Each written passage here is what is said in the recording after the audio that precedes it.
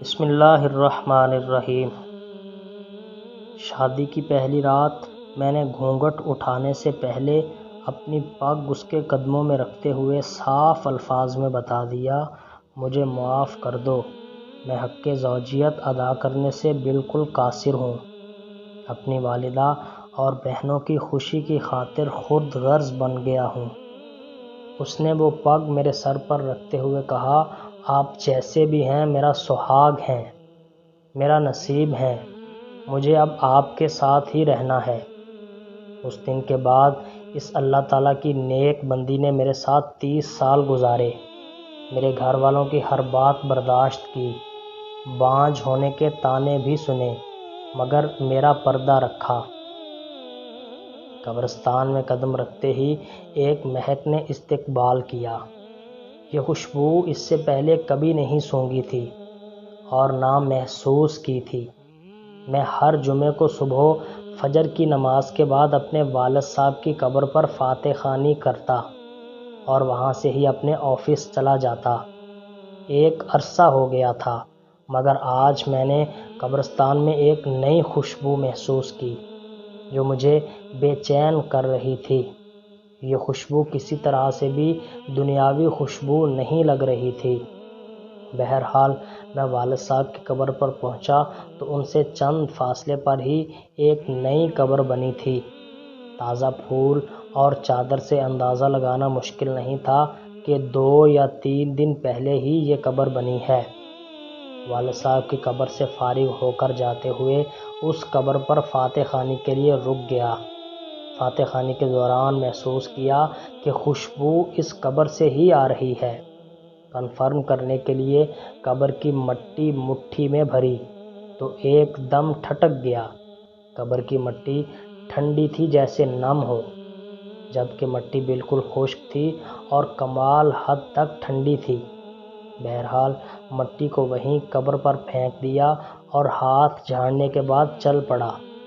بھائی کی دکان کھولی، پہلا گاہک آیا، اس کو سامان دیا تو اس نے کہا، زمان بھائی آج خوشبو تو بہت کمال کی لگائی ہے۔ خوشبو؟ کون سی خوشبو؟ تو اس نے کہا، زمان بھائی خوشبو آپ لگاتے ہو اور پوچھتے ہم سے ہو کون سی خوشبو؟ بہت بھلے مانس آدمی ہو آپ بھی زمان بھائی۔ یہ کہتے ہوئے وہ چل پڑا۔ میں نے جب اپنے ہاتھ کو سونگھا تو وہی خوشبو میرے ہاتھ سے آ رہی تھی۔ تمام دن میں اس خوشبو کو محسوس کرتا رہا۔ ہاتھ دھونے کے باوجود بھی میرا ہاتھ معطر رہا۔ اگلے دن ہفتے کو بھی میں نہ چاہتے ہوئے قبرستان چلا گیا۔ والد صاحب کی قبر پر فاتح خوانی کرنے کے بعد اس قبر پر فاتح خوانی کی۔ کس کی قبر ہے یہ؟ کون ہے جو اس قدر نیک ہے، جس کی قبر ٹھنڈی اور خوشبودار ہے؟ ایسا کون سا عمل کر دیا کہ اتنا بڑا انعام پا لیا؟ اس بات نے مجھے بے چین سا کر دیا۔ گورکن سے اس قبر کے متعلق پوچھا تو اس نے بتایا کہ خاتون کی قبر ہے۔ یہ جان کر اور بھی حیرت ہوئی کہ عورت کو اس قدر شاندار مقام کیسے ملا۔ اگلے دن اتوار تھا۔ دیر تک سونے کی عادت ہونے کے باوجود صبح فجر کی نماز کے وقت اٹھ کھڑا ہوا اور قبرستان روانہ ہو گیا۔ قبرستان میں داخل ہوا تو کیا دیکھتا ہوں، اسی خاتون کی قبر پر ایک باریش آدمی قرآن خوانی کر رہا ہے۔ میں والد صاحب کی قبر پر فاتح خوانی کرنے لگا۔ فاتح خوانی کے بعد میں نے اس آدمی کی طرف دیکھا جو اب دعا مانگ رہا تھا۔ جیسے ہی وہ دعا سے فارغ ہوا تو باہر کی جانب چل پڑا۔ اس کو جاتے دیکھ کر میں بھی اس کے پیچھے ہو لیا۔ جیسے ہی وہ دروازے سے باہر نکلا میں نے آواز دے دی، سر بات سنیں 1 منٹ پلیز۔ جی فرمائیں۔ سر میں معذرت چاہتا ہوں، میں نے آپ کو تکلیف دی، مگر میں آپ سے ایک بات پوچھنا چاہتا ہوں اگر آپ اجازت دیں تو۔ جی آپ پوچھیں، کیا بات ہے؟ انتہائی محبت سے اس شخص نے جواب دیا۔ شکریہ سر، جزاک اللہ۔ میں دراصل جاننا چاہ رہا تھا یہ کن کی قبر ہے جہاں آپ قرآن خوانی کر رہے تھے؟ اگر آپ مناسب سمجھے تو بتا دیجئے۔ یہ آپ کیوں پوچھ رہے ہیں؟ اس نے سوال کیا۔ دراصل اس قبر سے آنے والی خوشبو نے مجھے بے چین کر دیا ہے۔ ایسی خوشبو میں نے آج تک محسوس نہیں کی، مجھے یہ دنیاوی خوشبو نہیں لگتی۔ میں جاننا چاہ رہا تھا کہ صاحب قبر نے ایسا کون سا عمل کیا کہ یہ مقام ملا کہ قبر ٹھنڈی اور خوشبودار ہو گئی۔ یہ سن کر اس شخص نے ٹھنڈی آہ بھری اور کہا، قبر ٹھنڈی اور خوشبودار کیوں نہ ہو؟ اس نے اللہ تعالیٰ کو راضی ہی ایسے کیا ہے۔ جی میں یہی جاننا چاہ رہا تھا کہ ایسا کون سا عمل ہے جس سے یہ سعادت نصیب ہوئی؟ تو اس نے بتایا کہ یہ میری زوجہ کی قبر ہے۔ 30 سال ہماری رفاقت رہی۔ میں 4 بہنوں کا اکلوتا بھائی ہوں۔ میری بہنوں اور ماں کو میرا چہرہ دیکھنے کا بے حد شوق تھا۔ سرکاری نوکری ملتے ہی چاند سی دلہن کی تلاش شروع کر دی گئی۔ یوں دنوں میں لڑکی کی تلاش کا کام مکمل ہوا اور شادی ہوئی، اور ماں بہنوں نے اپنے ارمان دل کھول کر پورے کیے۔